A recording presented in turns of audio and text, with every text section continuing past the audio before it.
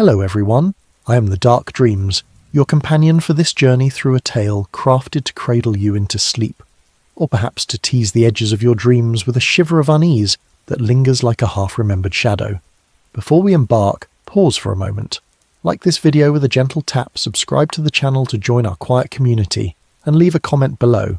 Tell us where you're listening from, what time glows on your clock, maybe even the weather outside your window. Now find your place. Sink into your chair, your bed, wherever you rest, and let your shoulders loosen, your breath deepen into a slow, steady rhythm. Feel the tension seep away like water slipping through your fingers. Tonight we step into the life of Owen Teller, a man who sought a new beginning in a house he hoped would heal him, only to discover that some places hold a weight far heavier than their walls suggest, a weight that presses, unseen, against the soul. It's March 28th, 2025, yes, today, this very night, and our story unfolds in a house where the quiet isn't empty, but alive, humming with secrets that creep into the cracks of everyday life. Close your eyes if you wish, or keep them soft, unfocused, and let this tale wash over you like a tide pulling you gently under. Act 1. The house on Cedar Street. Owen Teller arrived at 42 Cedar Street on a grey November morning, the kind where the sky sags low over Tacoma, Washington. A heavy quilt of cloud stitched with threads of mist that cling to the skin like a damp whisper. The air carried a bite, a sharp little nip that tugged at his faded denim jacket as he stepped from his rusted pickup truck, its engine ticking down to silence with a weary groan. He was 32, a mechanic with hands roughened by years of turning wrenches and wiping oil, his brown eyes shadowed by a breakup that had carved him hollow. Jess, his ex, had vanished to Portland with half their savings, leaving him with a stack of overdue bills and a lingering ache that settled in his chest like rust. The house stood before him, a single-story rental slumping in a forgotten corner of the city, $900 a month, a bargain too good to question in a town where rents climbed like ivy. Its clappered siding peeled like old skin, curling back in brittle flakes. The roof sagged under decades of Tacoma's relentless rain, shingles missing like gaps in a tired smile, and the windows stared out dull and streaked with grime as if reluctant to meet his gaze.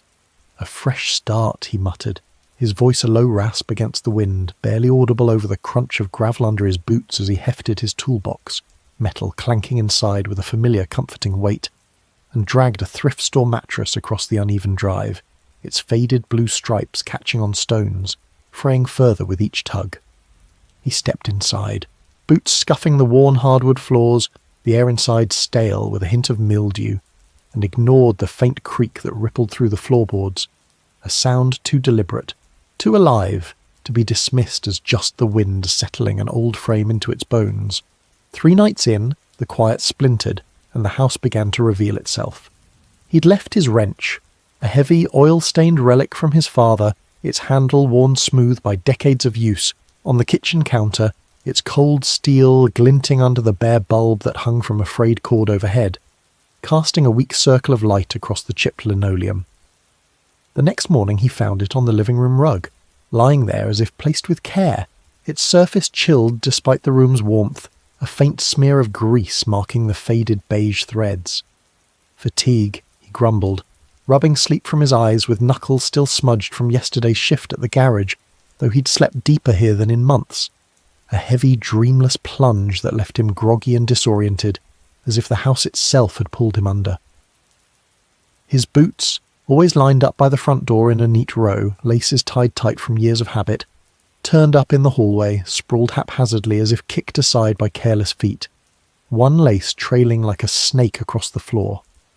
The TV remote, a cheap plastic thing with worn buttons he'd barely used, sat on the bathroom sink beside a cracked bar of soap, its batteries warm to the touch.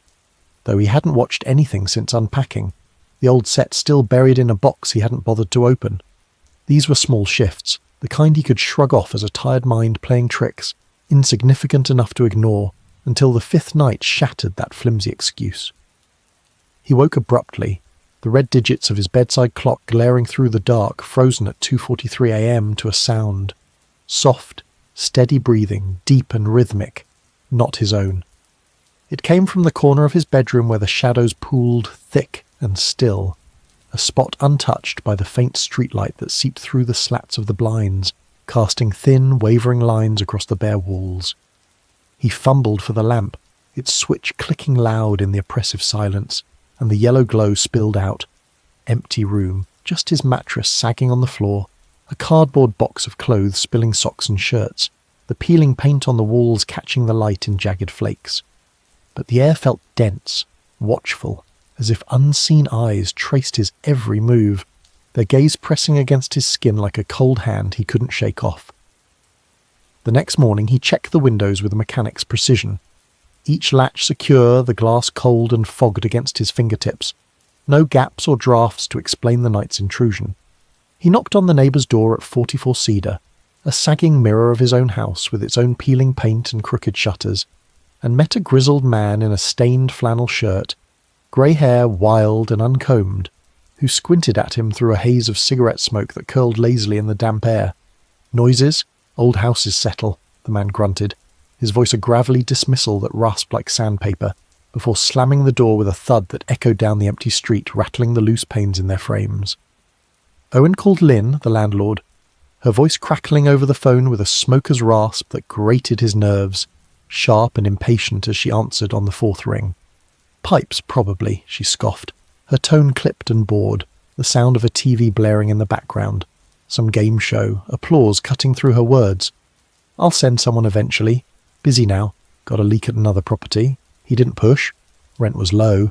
And he needed every dollar after Jess cleaned out their joint account for her new life, leaving him with a checking balance that barely covered gas to the garage." But the breathing returned each night, a quiet tide rolling in as dusk settled over Tacoma, joined by lights flickering like uncertain heartbeats, the kitchen bulb stuttering as he heated a can of soup, its buzz a counterpoint to the spoon scraping metal, the bedroom lamp dimming without cause as he lay staring at the ceiling, tracing cracks that spiderwebbed like veins. His radio, an old AM/FM box he kept for baseball games, crackled to life with static, even unplugged, its cord coiled uselessly on the floor beside a tangle of extension cords he'd meant to sort. And always, a weight pressed the air. Subtle at first, a faint pressure on his chest like a hand resting lightly, growing heavier with each passing night, as if someone stood just behind him, exhaling against his neck in slow, deliberate breaths that raised the fine hairs there, a presence he couldn't see but couldn't ignore. He started a log, a battered notebook from the garage with grease-stained pages, scribbling with a stubby pencil he kept tucked behind his ear. Time, event, detail, each entry a tether to sanity in a world tilting off its axis. 10:27 p.m, lamp dimmed for 20 seconds. Breathing lasted 15, corner near the couch, steady like a sleeping dog. 1:59 a.m, radio buzzed static, no station, yanked the cord out, still hummed for 10 seconds after. 3:14 a.m, wrench on the porch steps, still greasy from yesterday's oil change, dew on the handle like it had sat out all night. He wasn't a jumpy man. Years under car hoods, hands steady as he tightened bolts, had built a calm he relied on, but he needed proof he wasn't fraying at the edges, that this wasn't just exhaustion or grief playing tricks. At the garage, bolting engines together amidst the clang of metal and the hiss of air compressors, his hands trembled despite the familiar rhythm. Shadows clung under his eyes like oil stains that wouldn't scrub off, dark crescents that deepened each day. Mike, his co-worker, a lanky guy with a perpetual grin and a mop of sandy hair, noticed over lunch. Greasy fries spread between them on a workbench, the smell of salt and motor oil thick in the air. "Hungover, Teller?" he teased, popping a fry into his mouth, his grin faltering when Owen didn't laugh. "New place," Owen lied, his voice flat and mechanical, easier than explaining the weight that trailed him, faint but persistent, even under the shop's fluorescent hum that drowned out the world, a constant buzz that couldn't quite mask the murmur he swore he heard beneath it. After a week he couldn't ignore it any longer. Denial crumbled like the peeling paint on the walls. He stayed up late, perched on the couch with a flashlight gripped tight in his right hand, its beams slicing through the living room's gloom like a blade, the left clutching a mug of black coffee gone cold. The clock ticked past midnight, then 1 a.m, its hands crawling across the cracked face he'd hung on the wall, the house creaking softly around him. Normal sounds, he told himself. The groans of wood and wind he could explain away until 2:43 a.m. hit like a hammer. The breathing started, slow, deep, deliberate, rising from the corner by the rug where the wrench had landed days before, a spot now marked by a faint grease stain he hadn't scrubbed out. His radio hissed static, a low growl spilling from its speakers, though its plug dangled free, swaying slightly as if nudged by an unseen hand, the cord brushing the floor with a soft scrape. The weight thickened, pressing his chest like a palm flattening dough, making each breath a conscious effort, his ribs straining against it.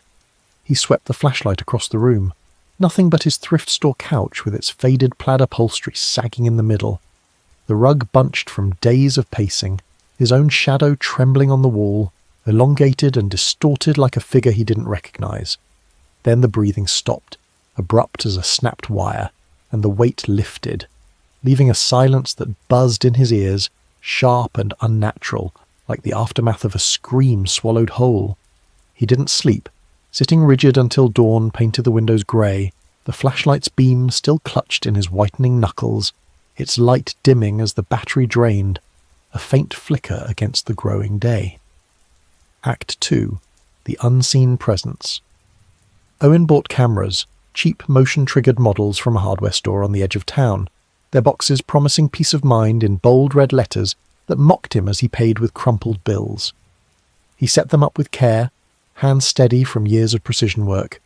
One in the kitchen, perched on a shelf beside a row of canned soup, its lens glinting between faded labels. One in the living room, angled at the couch from a corner where the paint peeled in long curling strips. One in the bedroom, staring down from a dresser at his mattress on the floor, its red dot a silent witness above a pile of laundry he hadn't folded. They linked to an app on his phone, buzzing with each capture, their red dots blinking like tiny unblinking eyes that watched when he couldn't. For 2 nights they caught nothing, just him pacing the hardwood in socked feet that scuffed the boards, a man unravelling in slow motion, his reflection flickering in the kitchen window as he brewed coffee.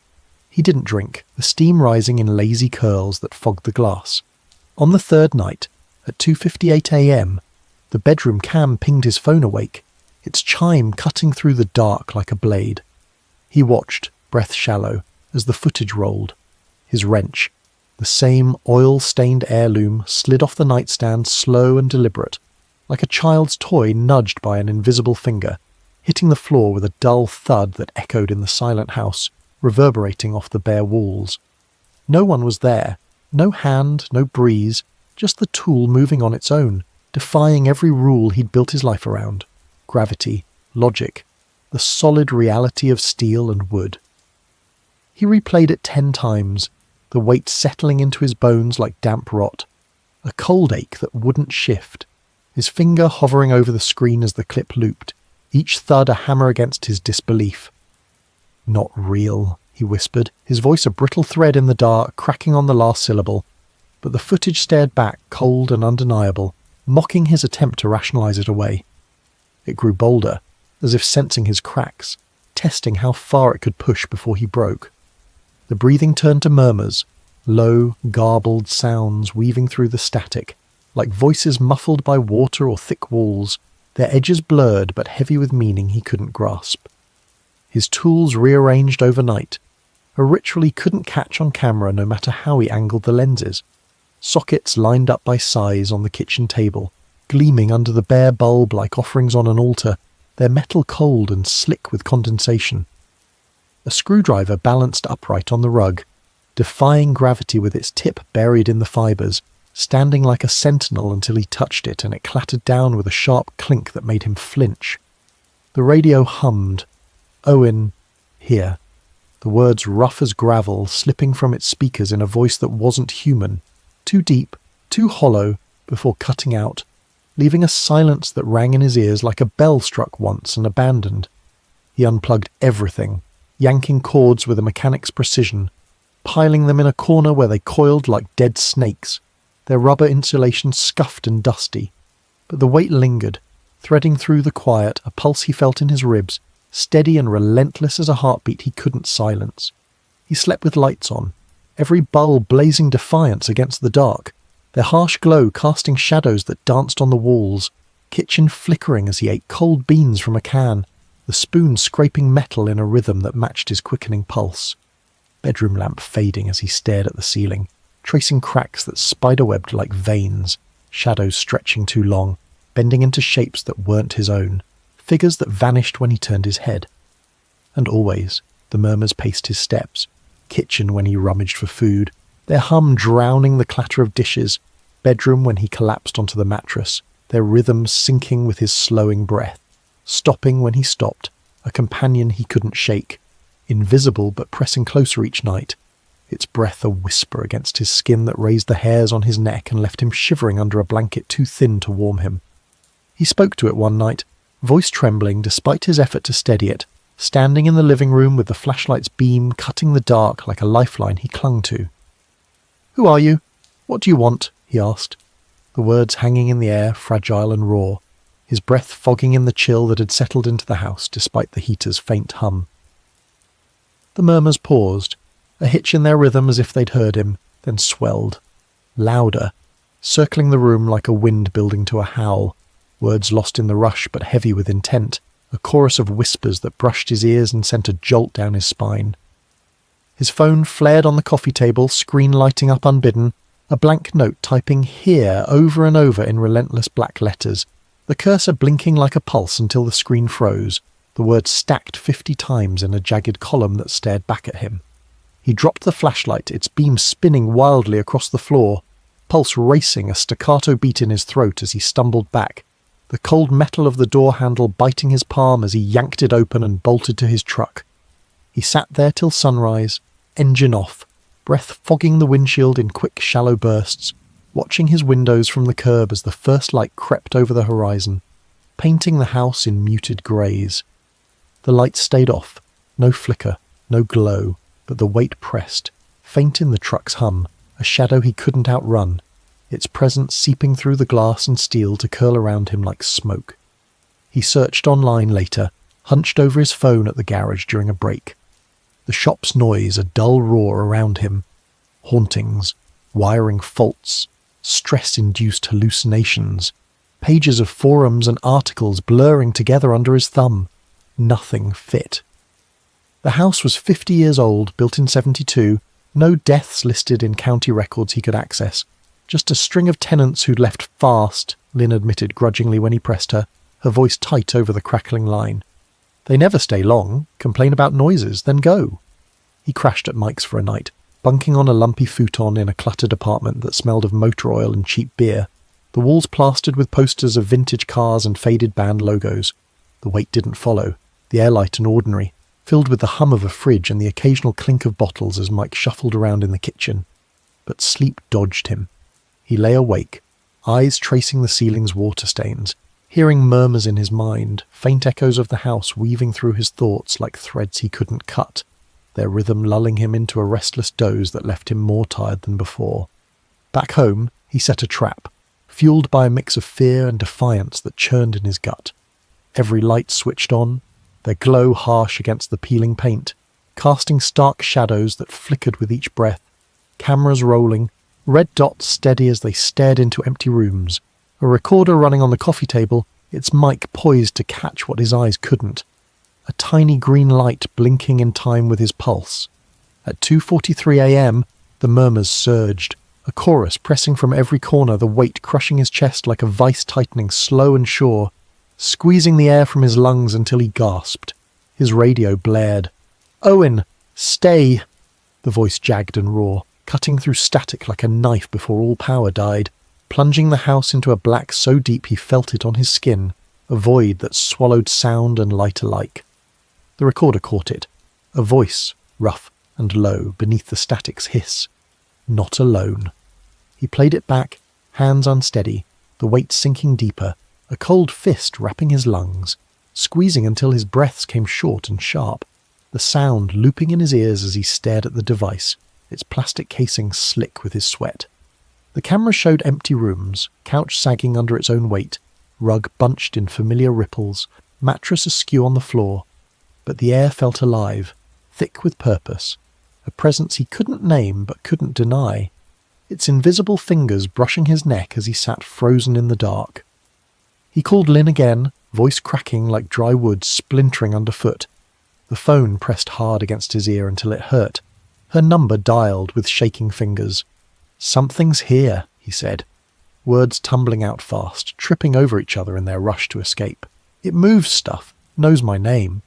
She sighed, long and tired, a crackle on the line like static of her own making, the sound of a cigarette being lit audible in the pause. Others said that. Previous tenants, a couple of years back, always the same story. It's harmless. You adjust, Owen, like they did till they left.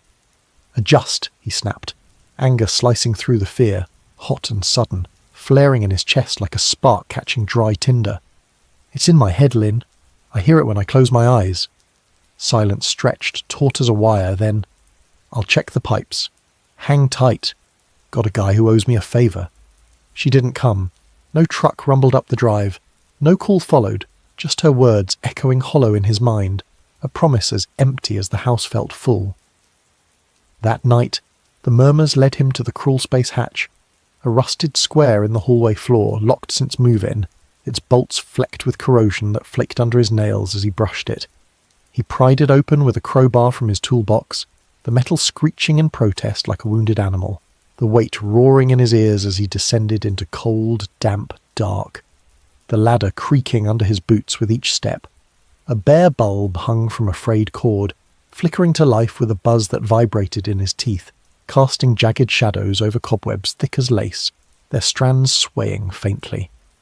A rusted bike leaned against a dirt wall, its tyres flat and spokes bent, and a single stool, wooden, weathered, its legs scarred, stood upright in the centre, facing him like a sentinel in the gloom, its surface worn smooth as if polished by unseen hands.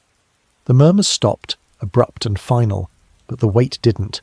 It swelled, pressing him down, a tide he couldn't swim against, pinning him there as he stared at the stool, breath fogging in the chill, heart pounding a rhythm he couldn't slow. Act 3, The Tenant Before.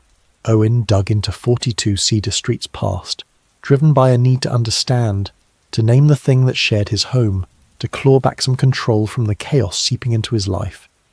He sat at the kitchen table, laptop glowing in the dimness, the screen's blue light casting his face in sharp relief as he sipped coffee that cooled untouched beside him, its bitterness a faint comfort against the growing unease. He scrolled through county records online, fingers tapping the keys with a mechanic's rhythm. Built in 1972, a modest box thrown up during Tacoma's industrial sprawl, sold twice in the 80s, first to a young couple, then a widower who stayed a decade. Rented out since 1990. A quiet history, no tragedies, no obituaries tied to the address in the public files he could access, just a string of names and dates that blurred together. But tenants fled. 8 months. 4. One gone after 6 days. Their leases terminated early with personal reasons scribbled in the notes, a pattern he couldn't ignore. He found a blog post from 2017, buried in a paranormal forum with a glitchy interface, the text flickering as he read. Cedar House breathes, soft like it's alive, a sound you feel in your chest. Tools move overnight, end up where you didn't leave them. Landlord shrugs, says it's pipes, but pipes don't whisper your name. Another from 2019, shorter, sharper, posted by someone with the handle RunFast91, felt smothered, like the air was hands pressing down. Bailed with my clothes in a duffel, left the rest, couch, TV, all of it. The words gnawed at him, mirrors to his own nights, reflections of the weight and murmurs he couldn't escape, and he tracked down a former tenant, Ray Carter, through a mechanic buddy who knew a guy who'd worked with him years back. Ray answered the phone after 3 rings, his voice trembling over the line from a trailer park in Idaho, wind whistling in the background as he spoke. "It's not pipes, man, not even close. It's something else. Something old, stuck there, like it's part of the house now. Heard my name too, whispered in the dark when I was alone, low and rough like it knew me. Get out while you can. I didn't sleep right for months after." Owen stayed. Money was tight, his savings gutted by Jess's exit, and Tacoma's rents elsewhere climbed beyond his reach, new apartments gleaming with prices that mocked his paycheck. He charted the Waits rhythm in his notebook, pencil scratching late into the night under the kitchen bulb's flicker, pages filling with tight, hurried script. It peaked after dusk, a slow crescendo as the sky darkened. Strongest near the crawl space, a heartbeat pulsing through the dirt below that he felt in his soles when he stood above it. The murmurs tracked him. Kitchen when he heated soup. The can opener's whine drowned by their hum. A low drone that vibrated the spoon in his hand. Bedroom when he collapsed onto the mattress. Their rhythm syncing with his slowing pulse, lulling him into a half-sleep where he dreamed of shadows moving just out of sight. He spoke again, recorder on, standing in the hallway with the hatch at his feet, voice low and firm despite the tremor in his gut that twisted like a wrench tightening a bolt. "Who are you?" he asked, the question echoing faintly off the walls, swallowed by the house's stillness. The weight eased, a sigh rippling through the air like a breeze he couldn't feel, and the recorder caught it. A rasp, faint but clear, cutting through the silence. "Always." He replayed it, skin prickling, the word echoing in the quiet like a promise carved into the house's bones. A vow older than him, older than Ray, etched into the very frame. The stool shifted overnight. He found it the next morning facing the crawlspace wall, a faint outline in its dust, an imprint of something that had sat there, waiting, its shape too human to dismiss as chance. The edges blurred but unmistakable, a silhouette burned into the wood by time or touch, or something he couldn't name. He showed Mike the footage, the audio, setting up his phone on a workbench at the garage between oil changes, the screen's glow cutting through the dimness of the shop's back corner, oil drums and tyre stacks looming around them. "This is real," he said, voice steady but eyes wild, flicking to Mike's face for a reaction, needing someone else to see, to hear, to anchor him. Mike nodded, grim, his usual grin gone, replaced by a tightness around his mouth as he leaned closer, sandy hair falling into his eyes. "You're not nuts, Owen. I see it, hear it, clear as day. The wrench moves, that voice. Damn! But what the hell is it?" They set up in the crawl space that night, cameras on tripods, their lenses glinting in the bulb's flicker. Floodlights plugged into a long orange extension cord snaking up the ladder, casting harsh white over the dirt that crunched under their boots. A recorder humming on the ground beside the stool, its green light a steady pulse in the gloom. At 2:43 a.m, the weight surged, a wave crashing over them, thick and cold, pressing their shoulders down as if the ceiling had lowered. The recorder hissed, "Stay," the word sharp and insistent slicing through the air, and the stool rocked, empty, its legs scraping the earth with a sound like nails on a chalkboard, a slow, deliberate sway that stopped when they flinched. "Owen, this ain't right," Mike whispered, voice tight with fear, his flashlight trembling as he backed toward the ladder, beam jittering across the cobwebs. The lights died, bulbs popping in unison with sharp cracks that echoed, and the hatch slammed shut above them, a thud that shook the walls and sent dust raining down, stinging their eyes. They scrambled out, dirt clinging to their jeans, hands scraping the ladder's rungs, the weight pulsing, a voice in the static, "Here." Lingering in the air like smoke, thick and acrid, following them up into the hallway where they collapsed, panting, staring at the hatch as if it might spring open again. Act 4. The weight grows. Owen called a paranormal tech doctor. Paul Reese, a wiry man with greying hair and wire-rimmed glasses, who arrived in a beat-up van loaded with gear, EMF detectors with needles that twitched like nervous fingers, infrared cameras that hummed faintly, a quiet intensity in his movements as he unpacked in the living room, his boots leaving faint mud prints on the rug. "Elevated fields," Reese said, scanning the crawl space, his meter chirping like a bird trapped in a box, its screen flashing numbers that climbed and fell in erratic spikes. Something's tied to the house's energy, feeding off it, maybe generating it, hard to say without more data.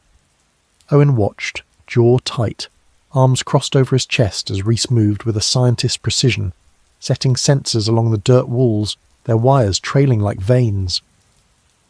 That night, at 2:43 a.m, the detectors spiked, needles pinning to the red, the weight crushing like a vice around his ribs, making each breath a fight. Reese's cam caught a blur, tall, vague, a shimmer of heat by the stool, gone in a flash of static that fritzed the screen. "Not a ghost," Reese said later, reviewing data in the dim kitchen light, his voice calm but eyes sharp behind his glasses. "An imprint, maybe, a residual energy, Not conscious, not dangerous, just present, stuck here like a tape on loop. Owen wasn't convinced. The weight felt alive, personal, its murmurs too knowing to be a mindless echo. But he nodded, letting Rhys's words settle like dust he could brush away later. He stayed, adapting, finding a strange rhythm with the thing he couldn't shake. The weight became familiar, a heavy blanket he draped over his days, there when he woke, easing as he worked, swelling at night like a tide he could set his watch to. The murmurs turned into a cadence he could hum to, a low drone that filled the silence when he ate alone or lay staring at the ceiling. He left notes scribbled on torn notebook pages. Keep my tools put, damn it, and found them untouched the next day, the socket still on the table but undisturbed, as if the presence had read and shrugged. He said, "Night," before climbing into bed, voice soft like a prayer he didn't believe in, and the murmurs hushed, a ritual forming between them, a quiet pact that steadied his nerves. But the crawl space pulled him. Each night he'd climb down, flashlight trembling in his grip, and find the stool shifted, facing him as he descended, its legs sunk slightly into the dirt as if it had turned to greet him. One night he sat on it, the wood creaking under his weight, the air wrapping him like fog, thick and cool against his skin. "Why me?" he asked, voice steady now, the question less a plea than a demand, his breath fogging in the chill.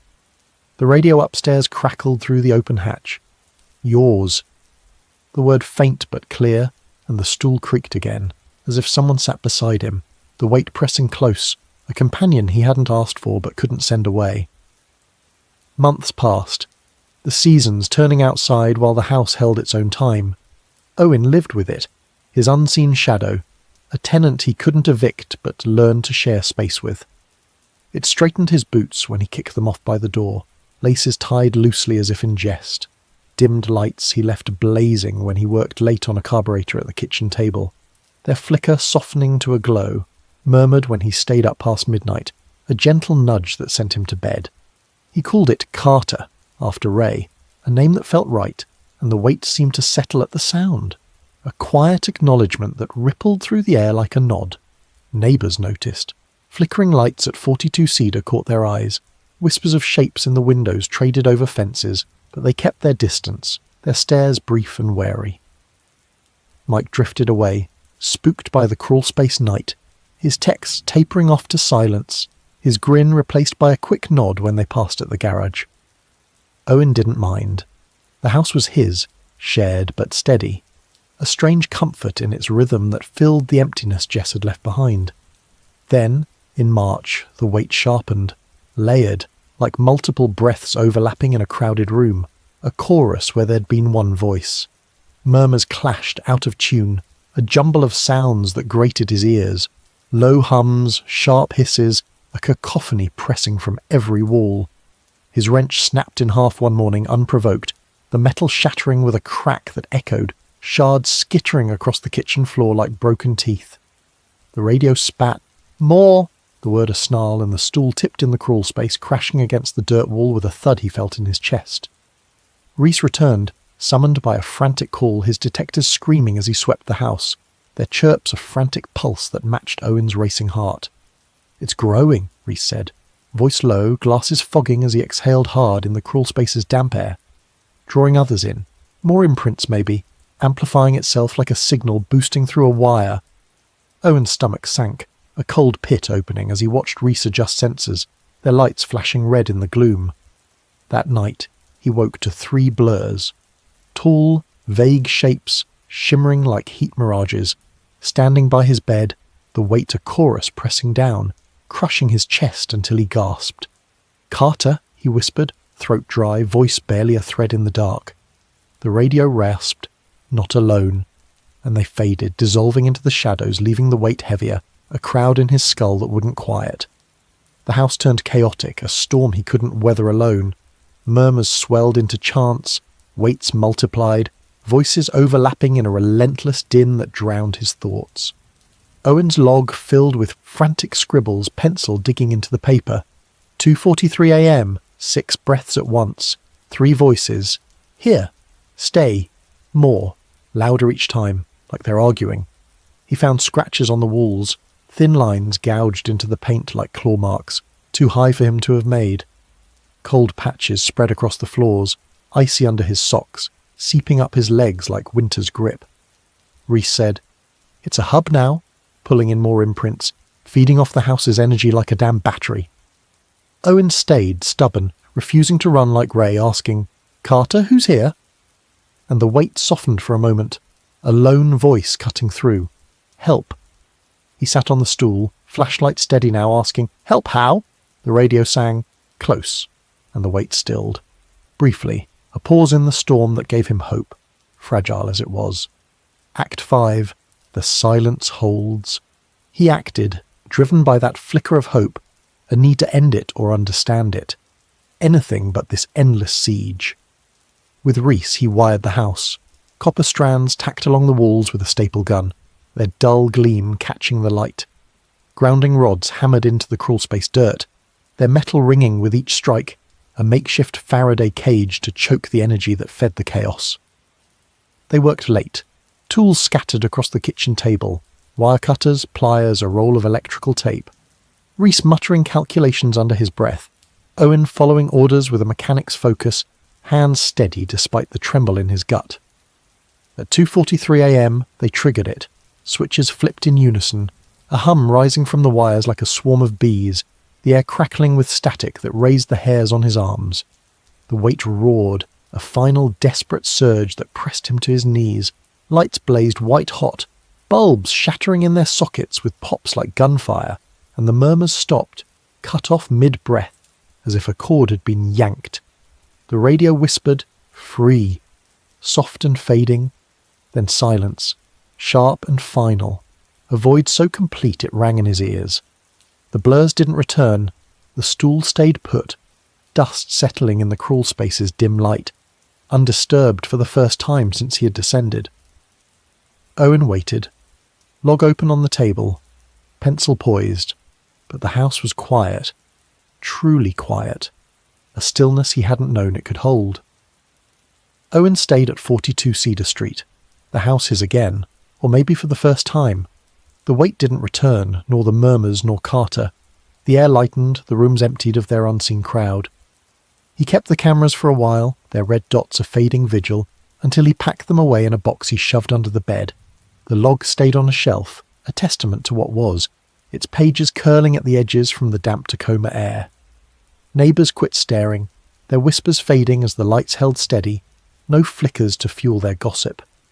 He hung a new wrench on a peg above the kitchen sink, its steel bright and unmarred, and left tools out on the table, half hoping they'd shift, an old habit, a test.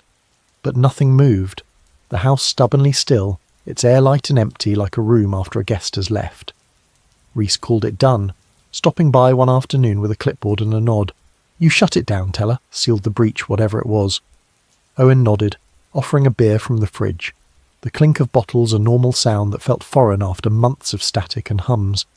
But at 2:43 a.m, he'd still climbed down to the crawlspace, flashlight in hand, sitting on the stool to listen to the quiet, testing its depth, wondering if Carter was truly gone, or waiting, biding time in the silence.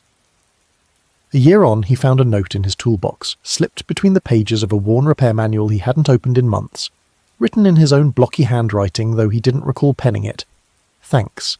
He stared at it, standing in the kitchen with the morning sun slanting through the window, dust motes dancing in the light, and the weight flickered, once, a ghost of itself, a faint pressure on his chest, then faded, leaving him steady. He grinned, a small, crooked thing, and left the stool where it was, a relic of what had been, its wood warm under his hand when he brushed it. He lived on, alone but not quite, the house a silent partner, its whispers stilled but etched into its bones, a story he carried in the lines of his hands and the shadows under his eyes. He called Mike, mending bridges over a static-free line. "It's over," he said, voice light for the first time in months. Mike laughed, relieved, the sound bright and sharp. "Good man. Beers soon. My treat." Owen agreed, feeling lighter, the weight a memory he could set down, a burden lifted by copper and stubborn will. Lynn finally visited, months later, her pickup rattling up the drive one rainy afternoon, her boots squelching on the porch as she eyed the copper wires still tacked to the walls, their ends curling where staples had loosened.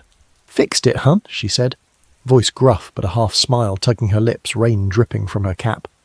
"Guess so," Owen replied, leaning in the doorway, arms crossed, the house quiet behind him. She nodded, handed him a rent discount slip, $850 now scrawled in her jagged script. "Keep it quiet," she said, turning back to her truck with a wave, half smiling like she knew more than she'd say. He did.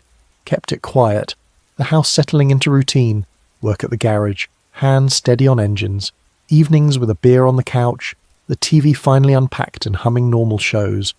Sleep that came deep and dreamless, no murmurs to wake him. But sometimes, fixing a carburetor at the kitchen table, he'd pause, hearing a faint breath, a sigh, soft as the wind outside. Gone when he turned his head. The room empty, but the air briefly heavy. A whisper of Carter or something else brushing past. One night he dreamed of the crawl space.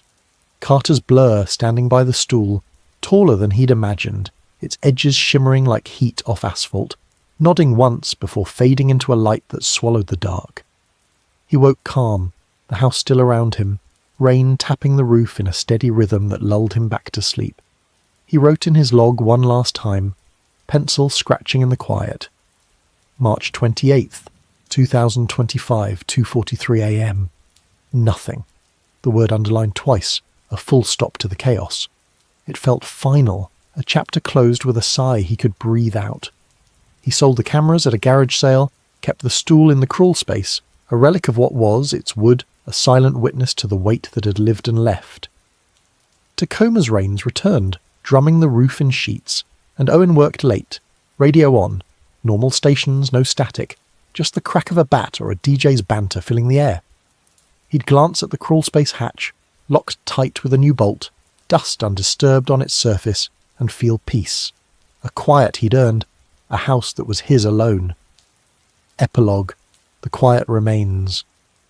The story ends here, but the quiet lingers, a gentle hum beneath the surface of Owen's days. Imagine his house, rain-soaked under Tacoma's grey sky, lights steady in their sockets, a man at rest with his past, his hands still stained with oil but lighter now, unburdened. Picture him on the porch some nights, beer in hand, watching the street through the drizzle, the world moving on around a house that holds its silence like a secret shared and kept. Let your eyes close, your mind drift, as the weight lifts from you too. Carter's echo, the murmurs, the unseen crowd fading into the night, leaving only the soft patter of rain and the stillness of a home reclaimed. Sleep now, and let the silence hold you as it holds him, still, calm and free,